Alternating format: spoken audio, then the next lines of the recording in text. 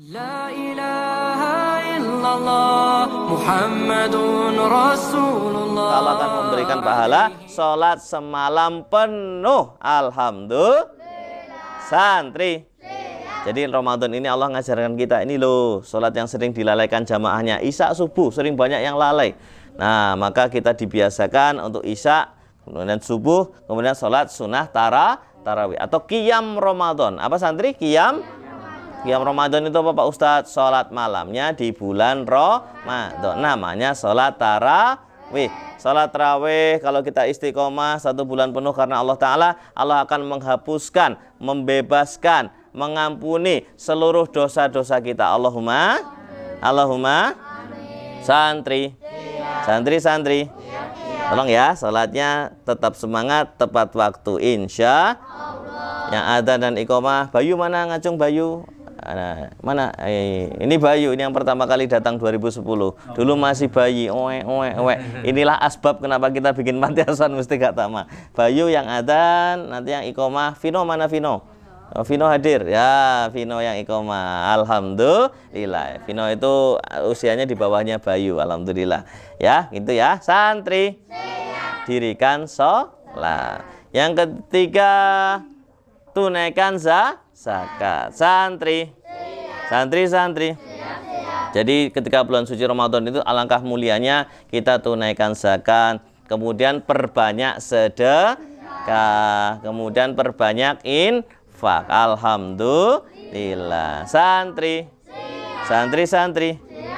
Aqimis sholah wa atus zakah. Dirikan sholat dan tunaikan zakat. Allah ulang terus di Al-Quran kurang lebih 32 kali. Subhanallah. Artinya antara sholat dan zakat itu jadi satu kesatuan. Alhamdulillah. Nah, jadi santri, alhamdulillah, terima kasih pada orang-orang yang baik yang telah memberikan kita beasiswa sekolah. Betul atau betul?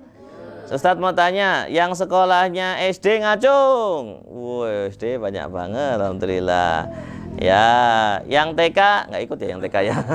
Yang TK dan balita di panti, ya, karena nanti pada huru hara nanti. Gitu. Ada yang tawaf gitu, ada yang sa'i, ada yang melempar jumroh gitu. Kalau ngajak yang kecil-kecil itu, saya takut nanti kesasar di hutan malah repot. Ya santri. Ini yang usianya sudah SD Pak Dwi, tapi semuanya dari bayi. Dari bayi, Allahu Akbar. Dari gitu. Itu ibu-ibu yang bagian 24 jam itu. Ganti popoknya, mandikan. Semoga Masya Allah jadi pahala amal jariah yang terus mengalir. Oke, Allahumma amin. Ya, tunaikan zakatnya. Zakat sedekah luar biasa pahalanya. Bahkan orang yang sudah meninggal dunia berandai-andai, andaikan dulu saya lebih rajin bersedekah. Allah Subhanahu wa taala berfirman dalam surah Al-Munafiqun, A'udzubillahi minasyaitonirrajim. Bismillahirrahmanirrahim. Wa anfiqu mimma razaqnakum min qabli an ya'tiya ahadakumul maut fayaqula rabbi laula akhartani ila ajalin qarib fa asaddaqa wa akum minas salihin. Yang artinya adalah, dan infakkanlah sebagian rizki yang Allah karuniakan kepada kalian sebelum kematian datang menjumpaimu. Lalu dia berkata menyesal, fayaqula rabbi laula akhartani ila ajalin qarib. Ya Rabbku, ya Tuhanku, ya Allah, sekiranya engkau menunda kematianku sedikit waktu saja, fa asaddaqa wa akum minas solihin. Aku pasti akan bersedekah dan aku pasti akan jadi orang yang soleh. Menyesal kenapa dulu di dunia tidak rajin sedekah. Menyesal kenapa dulu di dunia tidak jadi orang yang soleh. Tapi penyesalan di akhirat terlambat atau terlambat santri? Terlambat. Karena tidak akan mungkin kembali lagi ke dunia. Na'udzubillahi min dzalik. Santri. Kenapa ditekankan sedekah dalam tafsir Ibnu Katsir, tafsir Al-Qurtubi, dan tafsir yang lain disebutkan? Yang pertama, Imam Ibnul Qayyim Al-Jauziyah menyebutkan yang pertama, sedekah itu bisa mencegah su'ul khotimah.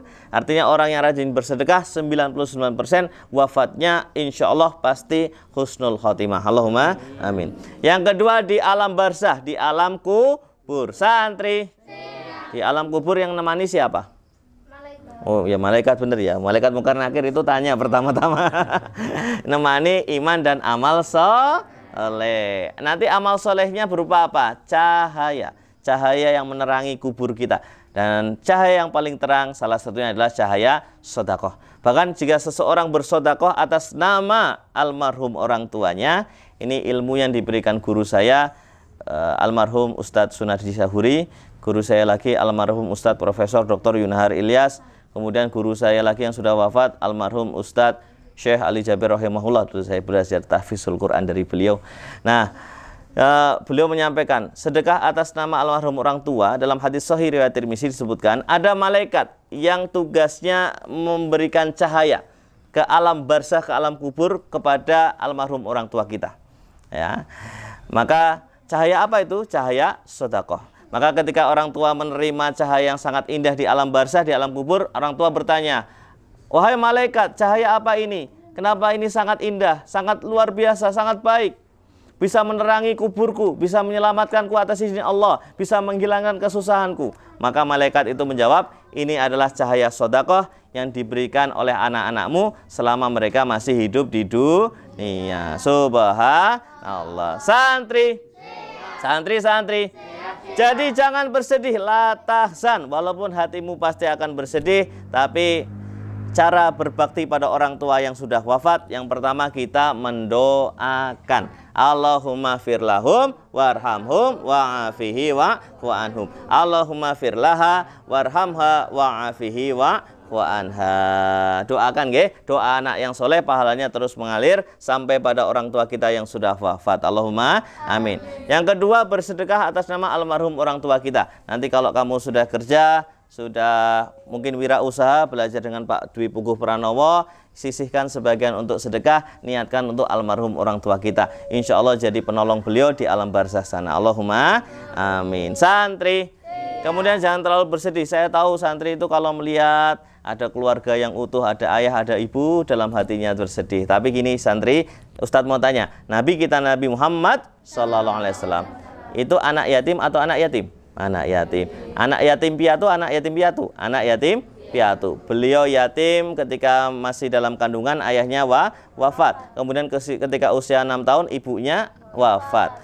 Ya, innalillahi wa inna ilaihi raji'un. Tapi bukan berarti kemudian jadi minder, jadi sedih terus, jadi selalu prihatin, tidak. Itu menjadi energi untuk semakin semangat dalam hidup. Nggih napa nggih?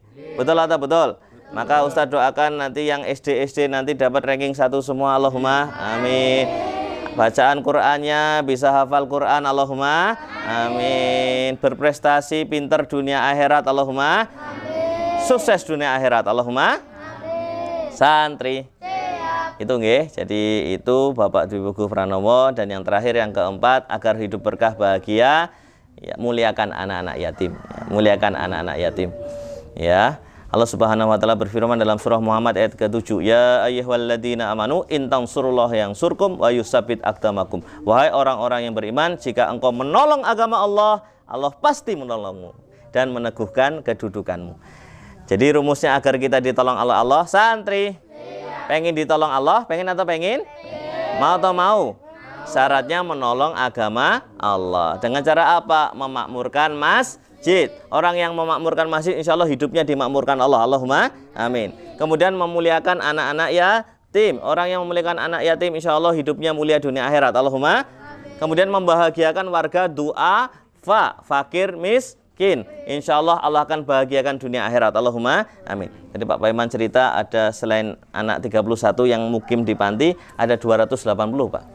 Warga 286 nggih, warga sekitar yang mohon maaf fakir miskin, duafa dan anak-anak yatim, tapi di rumahnya masing-masing. Alhamdulillah atas izin Allah kita santuni Pak. Alhamdulillah. Ya, jadi infaknya itu selalu digunakan untuk kebaikan dan ternyata semakin bertambah nggih. Alhamdulillah, semoga jadi pahala amal jariah yang terus mengalir. Allahumma amin.